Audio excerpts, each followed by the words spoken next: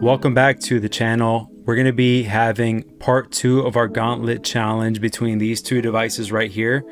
We have the Lenovo Legion Go S. This has SteamOS, the Z1E chip, 32 gigs of RAM. This thing is a beast. Not enough people are talking about it. Over here, the ROG Xbox Ally X. Everyone's talking about it. 24 gigs of RAM and the Z2 Extreme chip. Now, both of these machines have very different hardware, from screen size to the sticks to the D-pad and the face buttons and the triggers. And so I'm going to jump in with you guys. We're going to break them down, deep dive into each one, and then we're going to come back and talk about it.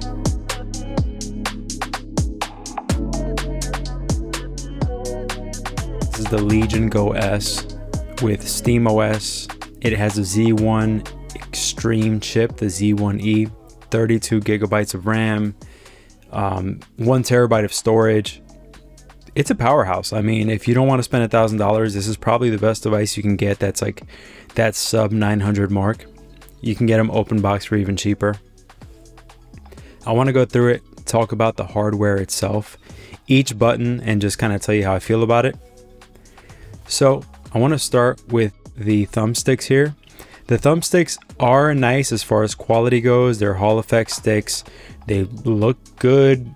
What I don't like about them first is you see how thin they are, and they feel kind of plasticky, kind of cheap. So are they quality as far as they're not going to break, they're not going to have drift? Yeah, probably. But these toppers that they put on there are terrible. So what I usually do is I have this guy on here. This is the little thumb grips that you can get from Lenovo. I got them on Amazon. I have a different one here on this side, like the little dome one. Just like the way that feels, but the sticks are cool, they're fine, they're good. I just wish they were a little bit more firm. That's just my personal preference, and I wish that they had a different topper on here, or at least that they came with these little grips, because that makes a big difference. Moving down to the D-pad, I love the D-pad. I'll give it a 9 out of 10 straight up. I think it's almost perfect in my opinion. I mean, it feels good, it gets the job done, it goes all the directions, there's a good click to it, not super loud, always works. I like how circular it is, but you can still get the separate directions. I love that. I think they nailed it. The speakers are absolutely terrible. I'll give these a 2 out of 10 straight up. I think they're so bad. Not only are they bad because they don't get very loud, but even when you crank them all the way up, they still sound just so bad. They sound bad because they're tinny, they sound weak, they're kind of high pitched in just the worst ways.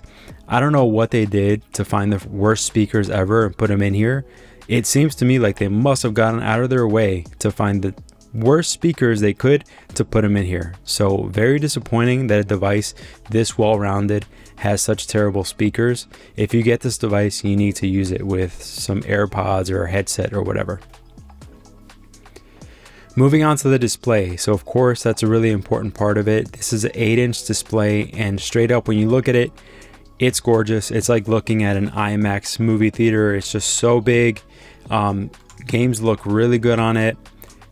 What doesn't look great on it is honestly the glare. This thing has really bad glare, and I put an anti-reflective screen protector on here, and that makes a huge difference. But even with that, there's just something about this display itself that it just wants to reflect light. Like, it's its dying wish is to reflect as much light as possible. So even though the display looks great, even when you turn it off and put it next to another device, you'll see that this device, this screen just reflects so much more light. And I don't know why, but that's a real shame, because to really get the most out of this display, you need to be in a pretty dark room or just have minimal light sources coming your way, and then you won't even think about it. But besides that, even with the anti-reflective screen protector, it's distracting. These buttons at the top here, these little menu buttons, they're good. They're fine. They do the trick. They got a little click. Nothing wrong with those. Now, the logos and stuff started to kind of fade a little bit. It's hard for you guys to tell probably, but if you hold it at certain angles, you can't even see them too. That's another thing about it. I wish they would have engraved those or put a different color on them. If you hold it at just the right angle with this purple nebula color, you can't even see the icons, which whatever, you get used to them, but it just looks kind of, I don't know. It looks like I've had this device for years and I haven't. I've had it for a few months, maybe weeks. So that's disappointing. This trackpad, it's terrible. You could use it when you go into the desktop mode. It's good to have just in case, but it's a really last resort, not too great. What they did here on SteamOS is they actually emulate the mouse on the sticks, and so you almost never need to use this. The analog sticks or the thumbsticks are a lot better to navigate, even desktop mode. The face buttons, they're good enough for me. Are they the best in the world? No, but they get the job done, and I have no problem with them. So if I had to give them a score, 7 out of 10, 8 out of 10, I don't know, no big deal. Now this texture on the front here, I actually like it a lot. It gives you a little bit of a grippy texture. It also looks very nice. It starts to wrap all the way around. And the color, I love this color. This is probably my favorite color on any handheld. It's subtle, like if you're looking at it from afar, you can't tell, is it a gray, is it a black, is it a dark blue, is it purple? And depending on how you catch the light, it kind of changes colors. So I think it looks good. It's not like a super girly purple or anything. I think it looks nice. It almost has like a little bit of, I don't know, like a sparkle or something to it. Wonderful. I love this color. It's probably one of my favorite things about this device. Going up to the top, the bumpers are good. They got a good little click. They work every single time. My personal preference would be to have them wrap down just a little bit more. I think that would make them just a little bit easier to reach in some games, especially those with smaller hands. Now my hands are large, maybe even a little bit bigger than large, so I don't have a problem with them, but they feel good. They get the job done for sure. The triggers here, once again, I kind of wish they went out a little bit more, but all in all, they feel great. Another thing I would add maybe is like a little bit of a texture, kind of like what they did right here. Maybe if they put it on the edge at least, or a certain part of it would be nice. It would just give it that little bit of just a touch, a little bit of extra class, if you will. But all in all, the bumpers, triggers are great. I'd give them an 8 out of 10, easy. This power button, I like it. It works every time. When I hit off, it goes off. And then when I hit on, it turns back on. Now SteamOS takes a little bit sometimes, but it turns back on. The plus, minus, kind of the volume buttons, I actually don't mind them because if I'm holding it like this, I can kind of wrap my hand up and hit them. So I'm not completely having to let go of the controller to touch them. So they do a good job. They're as nice as I need them to be for sure. I like that there are 2 USB-C ports right at the top. I kind of wish one was at the bottom, one was at the top, just to give you options. But I like that there's 2 anyway. That gives you good backup. I've charged it with both. I haven't noticed a difference. So I think they are equivalent ports. And so that's really nice too. You got to back up. Some devices, I think the Steam Deck only has 1. So if something happens to it, you are SOL. So here at least you have this backup. Really nice. This is the exhaust for the fan. And now if we're going to talk about the fan, I will say that the fan, it's not super loud, but it's not super quiet either. It's definitely noticeable. And if you're playing almost any game, you're going to notice it. You're going to hear it. Once again, you're going to want to use this device with headphones on, in my opinion. But it is noticeable. It doesn't sound like some kind of jet turbine, but you hear the little whoosh, the droning in the back at all times. This is the intake for the fan, and then the exhaust is up here. It gets a little warm at the top, but it's no big deal. I haven't noticed this device get warm really at all besides that. Now these little paddle buttons on the back, I actually think are some of my favorites. I love the ones on the Steam Deck. They were kind of perfectly placed and there were 2 of them on each side. But this one is actually in a really good place that when I hold it like that, they naturally, my finger just rests on it and you'll never accidentally press it. So I like that a lot. So looking at it all around, you got the SD card down here. I don't mind that, the micro SD card slot. Not a problem that it's down here. I never think about it. It never gets hot, and that's good enough for me. So all around, the hardware on this device is just, it's really good. I wouldn't say it's excellent. I think they dropped the ball in a few places.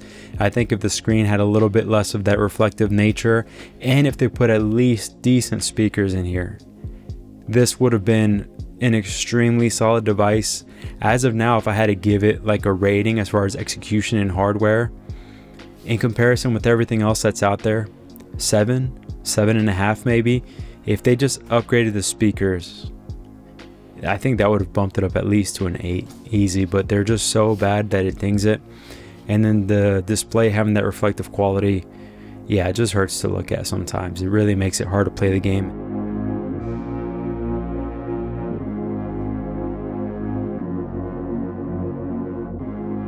So getting into this device right here, I want to go over the hardware itself on the ROG Xbox Ally X, and I'm going to go from left to right here in my view. So starting out with these thumbsticks, I'm going to give them a 10 out of 10. In my opinion, they are stellar in every single way. It has a really kind of deep concave part here, so when you put your thumb on it, it really just kind of settles in. The lights around it look good, but whatever. The texture on it right here on the sides, it's so nice. I mean, it feels really high quality, almost like a nice knurled barbell or something. If you go to the gym, you feel that texture and it just gives you that grippiness.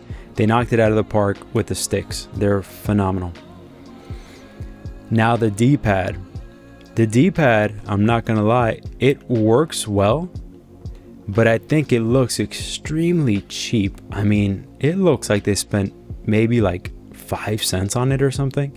It looks terrible.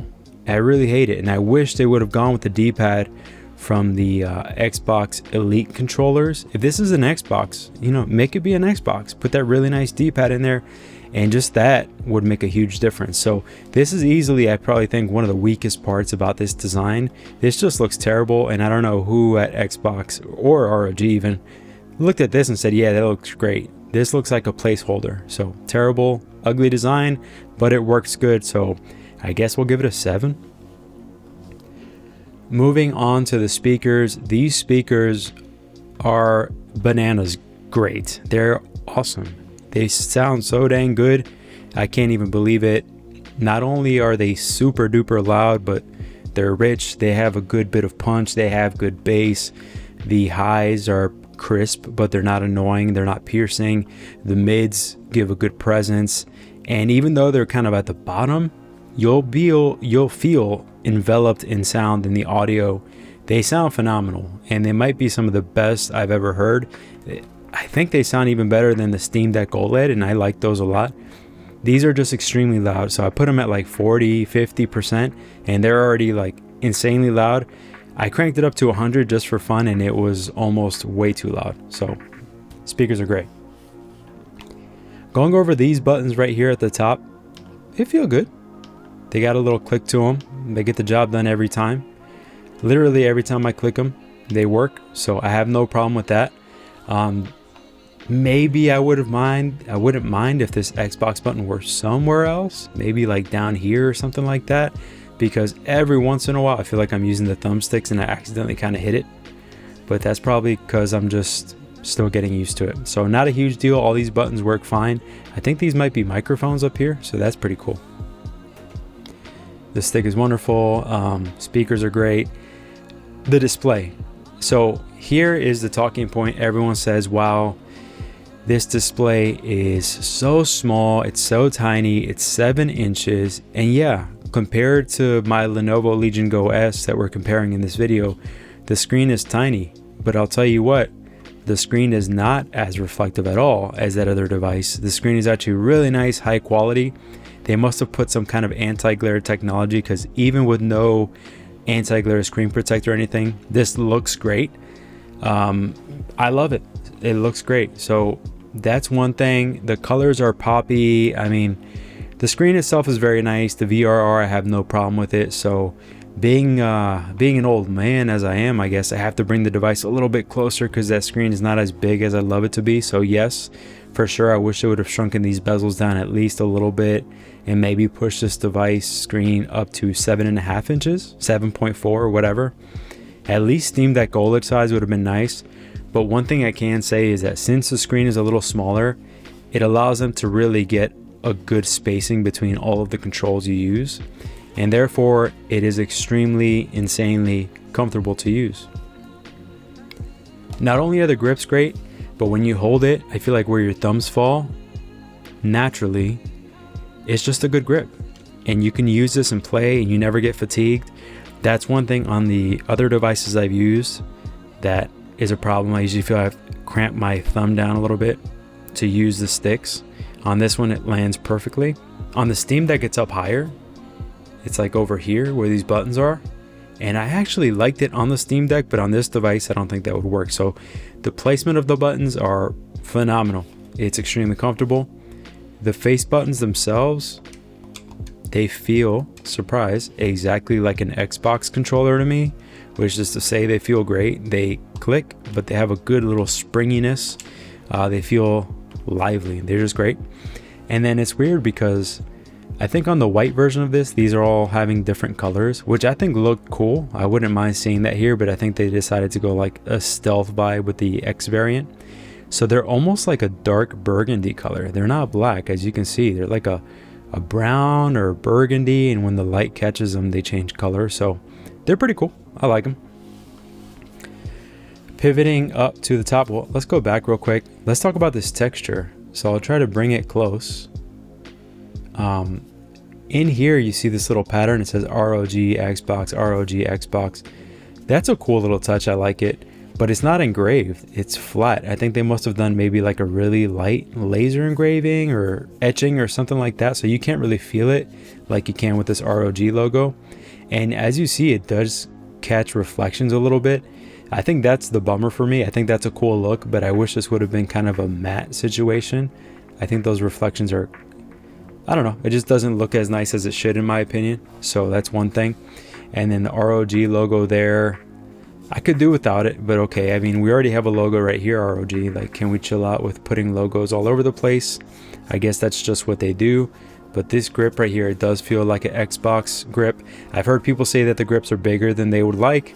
For me, it's great, and it honestly, it doesn't feel like much of a bigger device than a lot of other handhelds. And then also,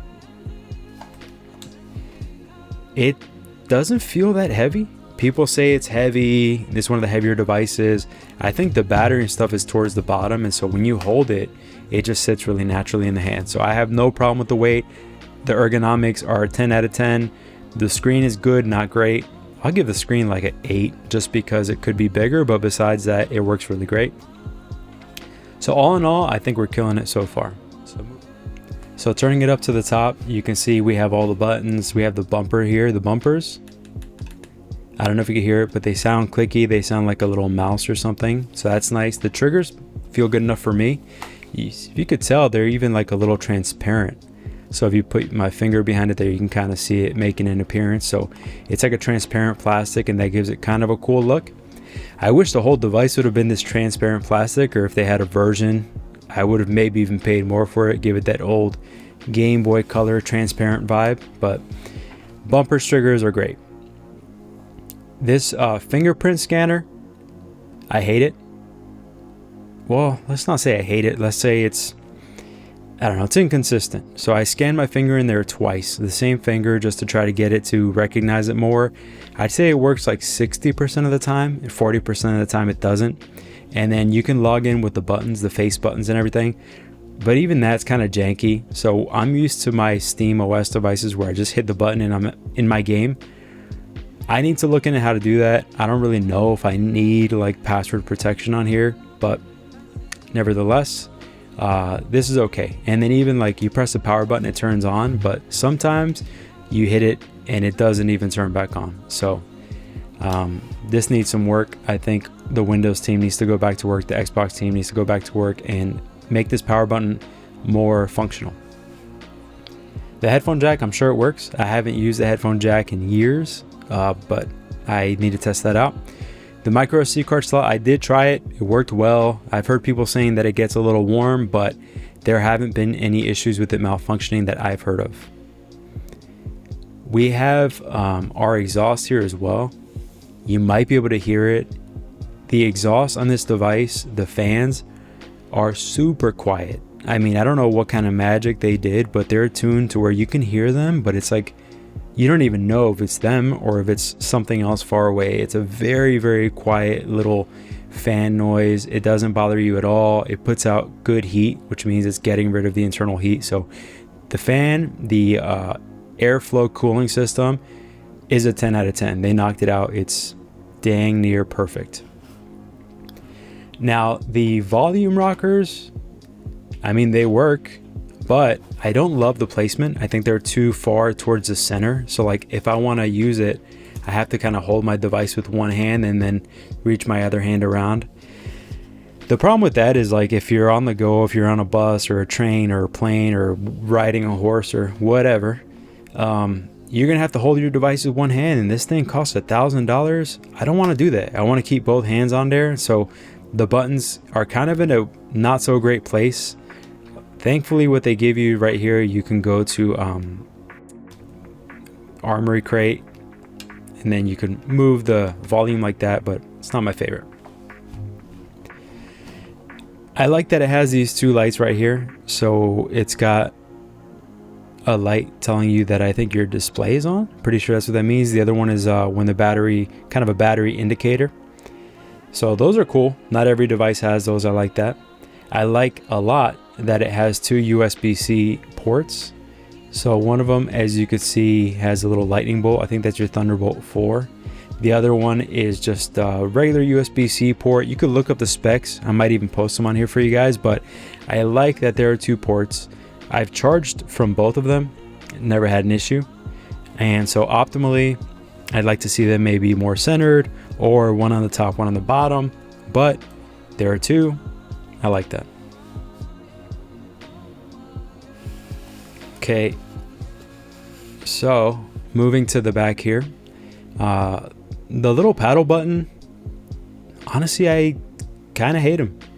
They don't land naturally on your fingertips at all, not for me at least in my hands. So most devices that I've had, handhelds, the buttons are in a good place. This one is just too far out. I think they needed to be a little bit closer, maybe wrap into this curve here. So I don't even use these. I forget they're there, and I hate the placement. I don't like the way they feel. I think they're kind of small. I think they're pretty useless, to be honest. I could do with more minimal branding back here. I don't love all of this has going on. It looks a little kind of too gamery, slightly cheesy. I could have done with a smaller ROG logo, maybe with the little Xbox logo back here too. I don't even know what this design here is supposed to be. It just looks kind of, I don't know, just like somebody got bored and tried to come up with something. Now this texture right here is actually really nice. You can see there's like a separation in the texture from here down and up. This feels a little smoother maybe. I'm not sure, but the texture on the back grips is actually really, really nice.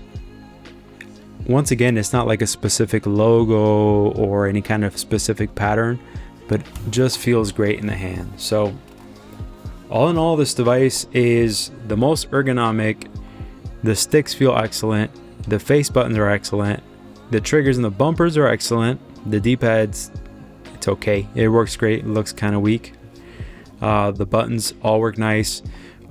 I'd say execution for this device is almost a 9 out of 10. The one issue I have, let's see if you can hear it. If I squeeze, it has like this little loosey-goosey part here. So I don't know, it's probably just my device. It creaks a little bit up here. That's the only thing about this device that is not like perfect as far as build quality. So I don't know. I mean, do I be picky about that? It is a $1,000 device. So if you guys have this device and you have any kind of creaky weirdness, let me know down in the comments. I'd love to know if it's just me or not. All right, welcome back. Let's get out of that deep dive and we're just gonna talk a little bit now. And so, you know, this is like a conversation I have with my friends all the time. They know I'm testing these two devices, and a question I get a lot is, you know, what do you think about each one? And so diving right here into the Lenovo Legion Go S, I love that display. I love how comfortable it is in the hands. The little paddles back here are great. You can adjust the trigger throw with these little adjustments back here. So that's nice. I love the color. I don't think it looks like everything else on the market. Not many people have this device, and so that's kind of cool too. It's a little bit more unique. It's off the beaten path a little bit. It's a very powerful device. I love SteamOS on it. And so this device right now, I'm really enjoying, but I'm putting it up against this guy right here. The ROG Xbox Ally X. And so this device right here, I'm having a great time with as well. Off the bat, what do I love? The ergonomics are top notch. The controls are amazing. The thumbsticks are great. The face buttons. It just feels great to use, and it's really powerful. The Z2E chip is kind of blowing me away right now. Is it like night and day from the Z1E? It's not. But for me, that 5 or 6 frames per second more on a high-end AAA game, that's a huge deal, and you can't knock that. And for me, what I'm doing is I'm using the lossless scaling app, which I made a video about. You should check it out. And what that does is it takes a game that's running the way I like to use it. I'll make a game run at least 40 frames per second steady, and then I'll go and turn on that lossless scaling app, come back into the game, and that app almost doubles the frames per second that you're getting through frame generation, and it makes it feel buttery smooth. And so on this device, it's a lot easier to get to that 40-45 frames per second in the first place, to then turn on that app, and this thing feels amazing. I love the feeling you get with this because it's so comfortable, and the speakers are so good, and the screen is not super reflective. You get lost in the game, and for me, that's what it's about. It's not being distracted, it's being absorbed. And when something happens and you're thinking about your hardware, that means you're not enjoying your game, you're not absorbed in the game. And so what this does really well, it's a tight package, but it puts you into the game. So they knocked it out of the park. The price is not amazing. It's $1,000 right now, but hopefully in the future the price goes down on that. So all in all, enjoying both of these devices. I hope the hands-on was helpful to you guys. If you have any questions, leave them in the comments. I can't stress this enough. It's my favorite part, is interacting with you guys. I try to answer every comment. I at least try to give them a like, or read them. And so tell me what you guys think. Talk amongst yourselves. Am I crazy for enjoying a $1,000 device? Is that too much for you? Now, what I really want to tell those of you on the kind of on the fence, if one of your main hobbies is gaming and you don't have time to sit at your PC all the time, or your living room on your PlayStation or your Xbox or whatever, and you really only get to play on the go, on the move, in my opinion, if you have the funds, you should get the best device you possibly can, because you're going to get the enjoyment out of it. For me, this is a device I'm going to use maybe on my lunch break, when I'm on flights, traveling for work, that kind of thing. So for me, it does pay to have a great device, because when I go on that flight, I want to kill time. If it's a 3 or 4 hour flight, I want to have a little more battery life. I want to be lost in it. I want to be absorbed. I don't want to think about my wrist getting cramped. And so there are lots of things to consider. If you're barely going to use the device, go get a used ROG Ally, the first one. That might be a great choice. Go get a Steam Deck OLED. If you have a little bit more funds, you want that bigger display, the Legion Go S could be for you. If you have the most money in the world, maybe the Legion Go 2. That thing is $1,300, but that OLED display is wonderful. So there are many different price points, many different performance points, I guess, that you can hit. It just depends, what are you going to play? How often are you going to play? Are you going to get your money's worth? So don't let anyone tell you that something is too expensive. Maybe it's not for you. Maybe you're going to use it every single day, and therefore it's a good deal. So anyways, I appreciate your time, guys. Look forward to the rest of the Gauntlet Challenge. Coming up, we have software. I think that's going to be my next one. I'm going to compare Steam OS and Windows OS with the Xbox full screen experience. So I hope you join me for that one. I appreciate your time. See you next time.